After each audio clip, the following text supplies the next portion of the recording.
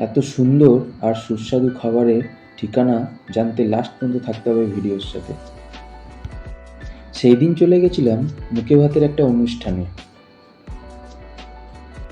মুখে ভাত অনুষ্ঠানে সমস্ত খাবারের দায়িত্ব ছিল রাই ক্যাটারারের। এরপর ভিলার চারদিকটা একটু ঘুরে ঘুরে দেখছিলাম কত সুন্দর করে ডেকোরেশন করা ছিল। প্রতিটা জায়গা পারফেক্টলি একদম সাজানো ছিল। বিশেষ করে ফুলের ব্যাকগ্রাউন্ডটাও খুব সুন্দর হয়েছিল।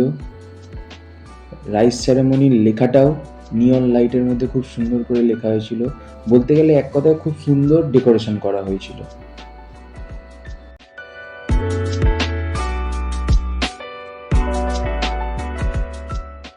চারিদিকটা খুব সুন্দর করেই সাজানো ছিল।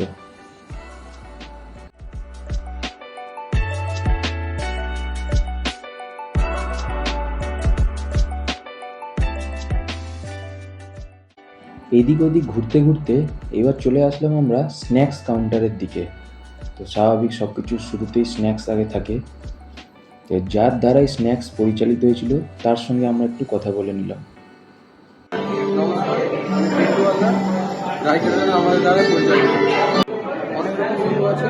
আজকে আমরা সব টাকা দিয়ে শুরু করাচ্ছি। আচ্ছা, এটা কি আইটেম আছে? এটা পনির স্যাটে আছে। আচ্ছা, এটা এটা সিম্পল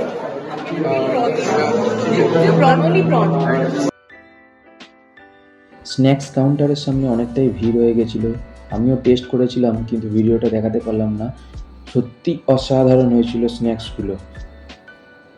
তার কিছু রিভিউ আমি দিলাম। থ্যাংক ইউ দিদি। মেন অন্নপ্রাশনে আমার বন্ধু এখানে খাওয়া দাওয়ার অ্যারেঞ্জমেন্ট রয়েছে। লাইট ক্যাটারা আমাকে বললো যে কেমন হয়েছে খেতে। তো আমি বেশ ভালো লাগাবে গোল্ডেন ফ্রাইড কর্ন ট্রাই করলাম। আমার তো বেশ ভালো লেগেছে, খুব ভালো। আর সঙ্গে আছে ফিশ বল,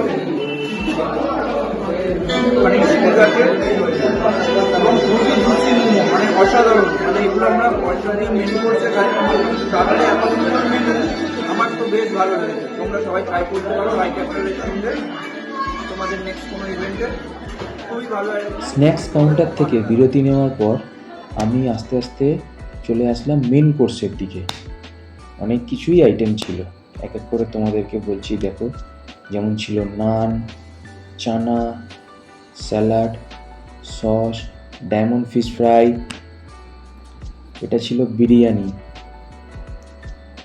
আর এটা হচ্ছে চিকেন বিরিয়ানির আলু আর মাংসটা আলাদা করে রাখা ছিল ওদের দেওয়ার সুবিধার জন্য। এটা ছিল মাটন। তারপরে ছিল চাটনি পাঁপড়, যেটা কমন থাকে এদের মধ্যে। একটা ইউনিক আইটেম ছিল রসমালাই, সাথে জিলিপি। আর একটা ইউনিক আইটেম ছিল আইসক্রিম। এই আইসক্রিমটাকে বলে মন্টে কার্লো আইসক্রিম। প্রত্যেকটা খাবারের টেস্ট অসাধারণ ছিল। আজকে এইটুকুনি, বাই।